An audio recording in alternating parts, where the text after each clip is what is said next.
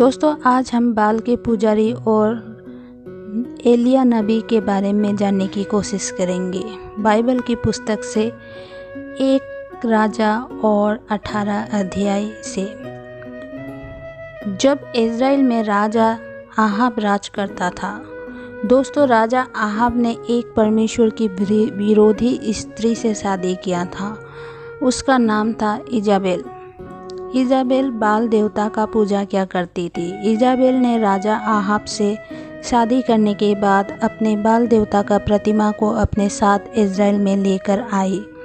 फिर आहाब और इजाबेल दोनों उस बाल देवता का प्रतिमा को मिलकर उपासना तथा पूजा करने लगे।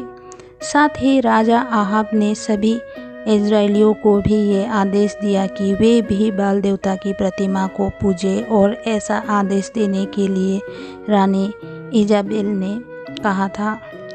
और तभी से इज़राइली लोगों ने सच्चे परमेश्वर यहोवा को छोड़ झूठे बाल देवता का उपासना करना शुरू किया और दंडवत करना शुरू किया।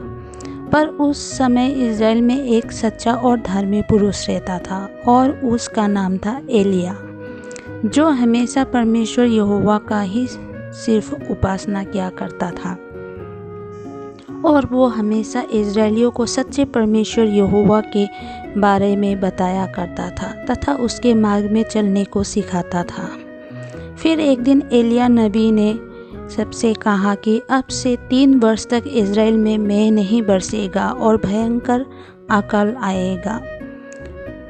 फिर एलिया वहाँ से चला जाता है एक विधवा स्त्री के घर में, जहाँ पर अकाल के समय भी परमेश्वर ने उसके लिए भोजन का प्रबंध कर रखा था। फिर 3 साल बाद फिर से परमेश्वर ने एलिया से कहा, जा और आहाब से मिल, क्योंकि अब मैं इज़राइल में मेघ बरसाने वाला हूँ। फिर एलिया परमेश्वर की आज्ञा को पूरा करने के लिए वहाँ से निकल पड़ा, और रास्ते में ही राजा आहाब का दीवान ओबाद्याह से मिला। और ओबाद्याह परमेश्वर यहोवा से डर रखने वाला पुरुष था।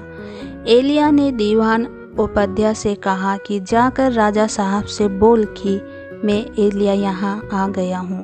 फिर ओबाद्याह ने एलिया से कहा कि राजा आहाब तो तुझे मरवाने के लिए खोज ही रहा है, और उसकी पत्नी रानी इजाबेल ने परमेश्वर यहोवा के नबियों को भी खोज कर हत्या करवा दिया है। फिर एलिया ने कहा कि सेनाओं का यहोवा जिसके सामने मैं रहता हूँ, उसके जीवन की शपथ आज मैं अपने आप को उसे दिखाऊंगा। और आप इस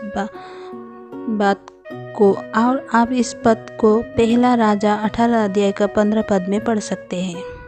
दोस्तों, यहाँ हमें ये पता चलता है कि एलिया दीवान ओबाद्याह से इतना भयानक बात सुनकर भी नहीं डरा, क्योंकि जीवित और सच्चा परमेश्वर यहोवा उसके साथ था। ये एलिया जानता था कि क्योंकि वो उस परमेश्वर का भय रखता था और उसके आज्ञा पर चलता था। दोस्तों, वचन कहता है कि उससे मत डरो जो सिर्फ शरीर को मार सकता है, वरन उससे डरो जो आत्मा और शरीर को नाश करता है।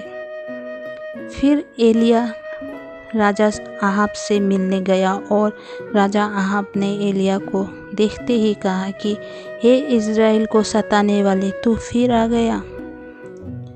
क्योंकि दोस्तों, राजा आहाब सोचता था और मानता था कि एलिया के कारण ही इज़राइल में अकाल आया है।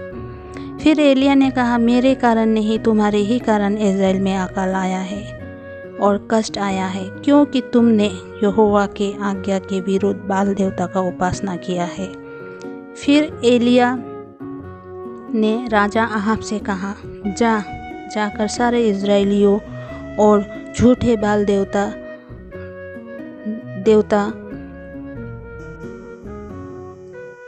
के 450 नबियों को कमरेल पर्वत पर बुला भेज, और वहाँ मैं साबित करूँगा कि किसका देवता सच्चा है।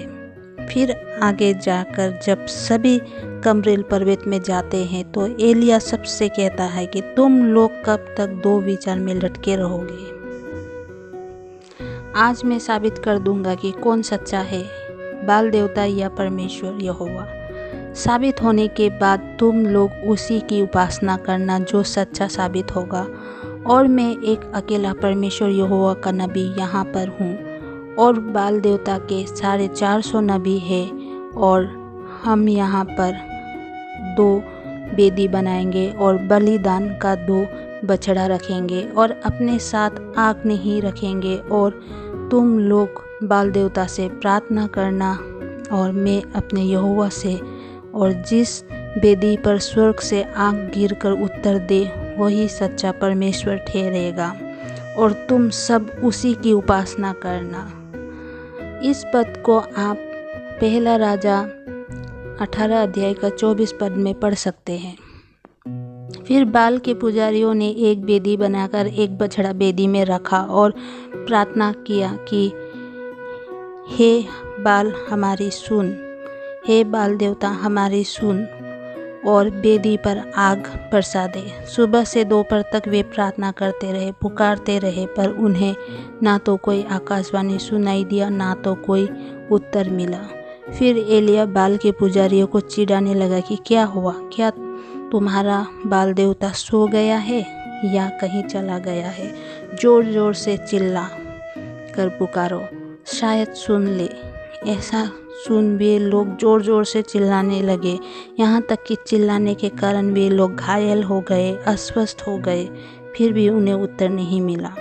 फिर एलिया ने सबसे कहा, अब मैं एक वेदी बनाऊंगा। फिर एलिया ने याकूब के 12 गोत्र के नाम से 12 पत्थर लिया और एक वेदी बनाया और उसके ऊपर बछड़े को रखा और 4 घड़ा पानी भी वेदी में डाल दिया, और पूरा वेदी गीला हो गया, जिसके कारण आसानी से वहाँ पर आग नहीं लग सकता था।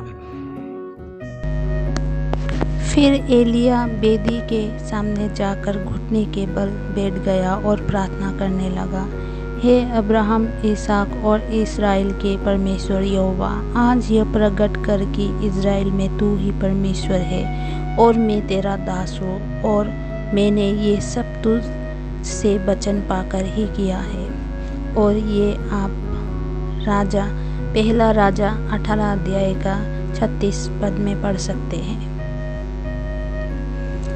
एलिया ने ऐसा प्रार्थना करके जीवित परमेश्वर की दुहाई दी। फिर अचानक आसमान में एक आग का गोला दिखाई दिया, और उस आग ने आकर वेदी में रखी गीली लकड़ी में आग जला दिया, जिससे बछड़ा भी जल गया और सारे पत्थर भी सूख गए। फिर ये सब आश्चर्यक्रम देख वहाँ उपस्थित सारे इजराइलियों और बाल देवता के पुजारी सारे लोग घुटने के बल जमीन पर गिर के बोल उठे कि यहोवा ही परमेश्वर है, यहोवा ही इज़राइल का परमेश्वर है। फिर एलिया ने सबसे कहा कि बाल के नबियों को पकड़ो और एक भी छूट ना पाए। फिर एलिया और वहाँ के लोगों ने मिलकर पर्वत के नीचे एक नाले के पास उन्हें ले जाकर मार डाला और झूठे बाल देवता के नबियों का नाम और निशान मिटा दिया। उसके बाद एलिया ने उसी कमरेल पर्वत में जाकर यहोवा से प्रार्थना किया और दुहाई दिया, जिसके कारण आकाश में वर्षा हुआ और पूरे इज़राइल का अकाल खत्म हुआ।